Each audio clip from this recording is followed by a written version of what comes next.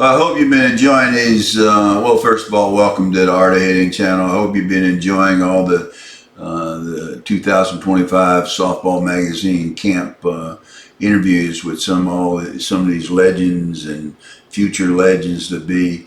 Today we have Steele Lewis. I never knew this guy until I met him this weekend. We didn't get off to a good footing because I didn't know who Monsta was. I didn't know, that Steele played in the conference because I don't really follow USSSA Conference that much. I played USSSA for 25 years and was a USSSA district director and won probably 10 to 15, 50 or 40 and over world championships in USSSA. But we're here to talk about Steele Lewis. I was very impressed with this guy. This guy, very articulate, knows his stuff, talked a lot about, our big thing is 3 T's of hitting: timing, technique, and technology. And we heard a lot of what we support on this channel in Steele's explanation of how to play and how to, what to think when you go to the box, that type of thing. Very impressed with this gentleman. He's probably got a long career. He's only 38 years old. Shit, I'm twice his age. But really nice guy. You run into these guys, you meet these guys, you wish you were younger where you could play with me. Me and him got some fun playing together back in the day. He didn't know me from Johnny Appleseed, and I didn't know him from Johnny Appleseed. So, a lot of fun. Hey, listen, I enjoyed Steele. If you see this, I enjoyed interacting with you. Hope to see you again. And you folks, you enjoy listening to Steele.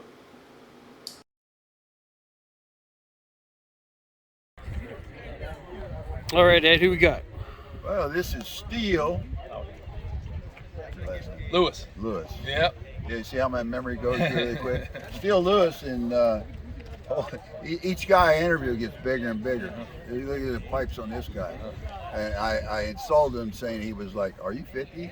He said, "No, man, I'm 35 or 38. 38, yeah. Yep. Yeah. And he was insulted, dude, that I didn't know he was in the conference. First you asked him in the conference, then you asked who Monsta was. It was a tough start. A tough start to our relationship here.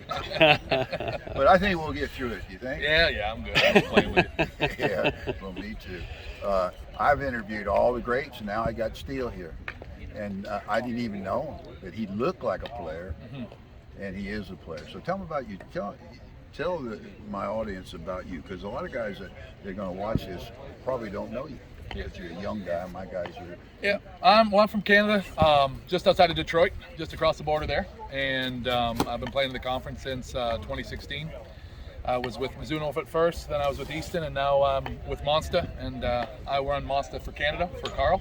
Carl Paglione is the one that runs Monsta, and he's out of California. We started as a big ASA, probably the biggest ASA company in the game. And we moved into U-Trip about 3 or 4 years ago. Oh.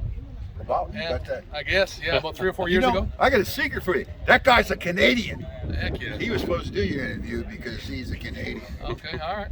But no, you guys be doing bonding shit. Yeah, I like it. Yeah, for sure. and you might have some questions for my man. So, you've been in softball and shit not that long because you're only 38 years old, right? Yeah. And how long you been playing? Probably 13 years now at this point. Probably about 25 I started. Baseball? Or? Yeah, I played college baseball first, and then Centenary Division I in Louisiana I played. I went down to school down south as well here. And then, I started playing center field there as well. I went You're down. a fast guy. Yeah, I went down with a tournament with Robert Blackburn, one of my good buddies. He brought me down to a tournament. Yep. Brought me down to a tournament. It went well, and I gone on with Mizuno with him. We played, and then ever since I've been playing the conference. Okay. What would you recommend to players out there to develop their game? I mean, what are 3 key ways to develop it? I just think, even watching out here this week, I think we get into a lot of rapid fire and a lot of repetition, right? We come out and watch swings, and we take 30, 40 swings in a row, and I mean, we're just going through the motions, right? So I would say quality over quantity. So when we're trying to practice, I would say you get in, you step in, come in with an approach, right? You come in, you say, hey, what am I trying to do here? I know the pitcher's working me here. I want to work the right side. I want to work the left side. I'm trying to hit it down. There's guys on base. So every time we go in, even in BP, we go in with a swing with an idea of what we're going to do, right? Yep. Everyone can make contact. That's not going to help. So I've been trying to work with the guys on approach as much as swing, right? Because you're not going to be able to do the same thing twice, right? And taking 30 swings in a row, we're getting in the groove. And in a game, we'll never be able to get in the groove, right? Somebody say I'm impressed with this guy.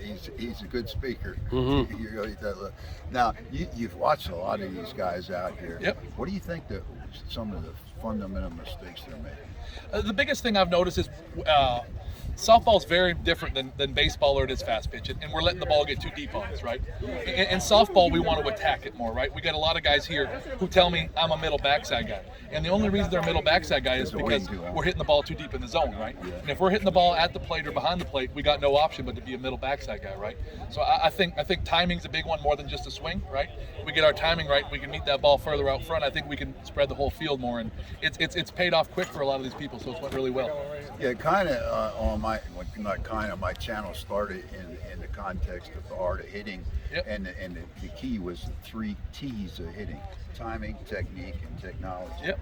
Do you agree with those? Yeah, for sure. You got to find a bat that works for you, right? With the technology part, I totally agree.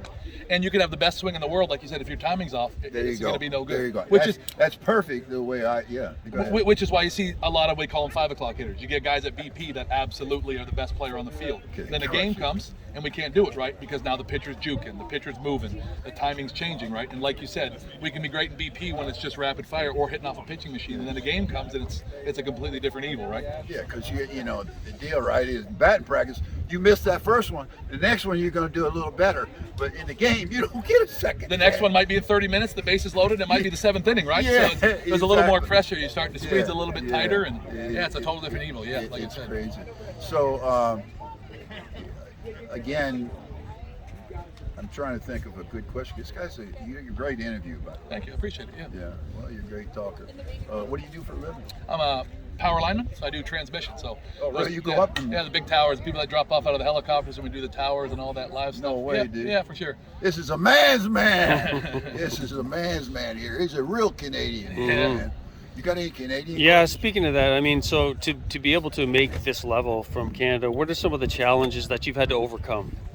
I think the biggest thing is if you want to get better, you got to be humble. I didn't come over here thinking I'm better than anyone, I compete with anyone. You see who's better and you want to try to be like them and learn like them. I think a lot of lower level guys, or a lot of, I guess, different level guys take it personally. Well, I could be if I had this bat, or I could be, instead of just saying, you know what, he's really good.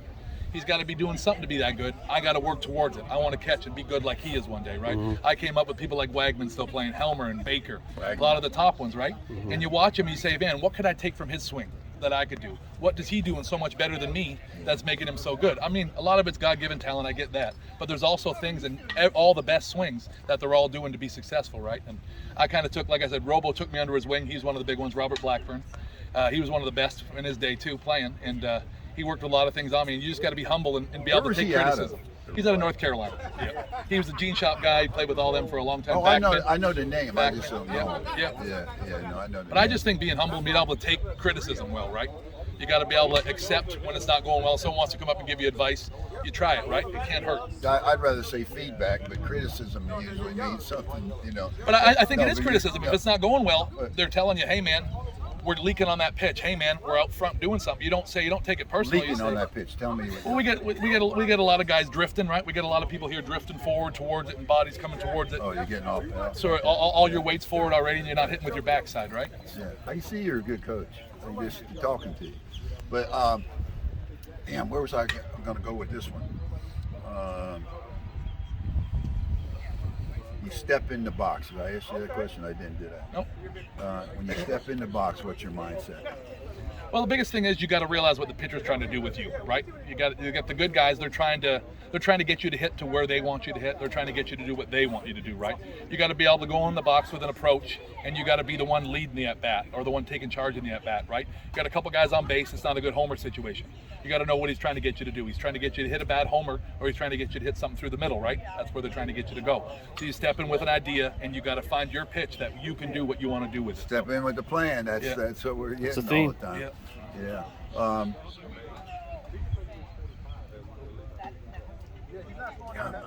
losing. I've asked so many questions that I've, exhausted myself and don't know what I said and what I didn't say. What do you have a bat? Your own bat? It's in the car, but I just came up with a Monsta. It's a Blacklist.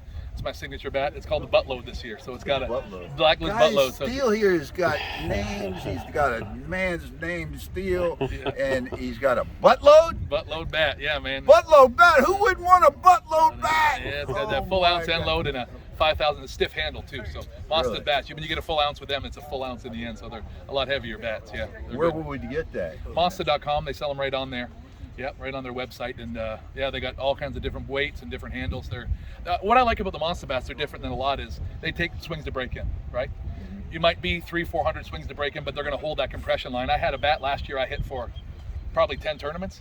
It held compression the whole time, sat at 250-ish, and it's nice. You for like the consumer. compression at 250? Well, it's good. Yeah, I don't like them too soft in general, but at the same time, you don't have to keep buying bats. They hold. Generally, they don't break, and then a consumer might buy one bat the whole year, which is nice as well, right? Yeah. When you're built like this guy, you don't really need to worry about the compression much. You'll make it your own. Help me out here, Dan. You got any questions that we? Well, congratulations on all you've accomplished in a fantastic Appreciate career, that. and you keep up the good work, brother. Thank you. Yeah, man. I'm not done with it because I want to get some special things. The two laws of the steel man. What are the two fundamental laws that you should do as a softball player? I think, like in life, and the thing that we lack is being able to take ownership on if we suck, being able to take ownership on if it's going well or not, right? It's not the bat's fault. It's not anyone else's fault in front of you. If a guy hit a bad homer, you need to be good enough to hit a base hit behind him, right? It's not his fault that he hit a bad homer, right? We have bad games, we have bad situations. It's on you, right? You need to be able to look in the mirror and say, hey, I need to get better. I need to be able to hit it down. I need to be a better player. And I think the same one is, I think people don't take the nutrition or health part as much important as it needs to be, right? Yeah, live long, play strong. I mean, you got to work at it and do it and put your body in shape to be able to, play. Some weekends we're playing the duel coming up here in a couple weeks, and we'll probably play 13, 14 games, right? So got to get yourself ready to play. Yeah. I remember the young days. That's a lot of games, ain't it? But when you get our age, you don't usually play that many anymore. But listen, you were a great interview. Appreciate it, man. And sorry I misjudged I'm just your playing. age. I'm just playing. That's good. Sounds good. Nice meeting you. I hope you enjoyed that interview with Steele. He had several points in there that are very, I call them words of wisdom. I hope you got them. Thanks for watching.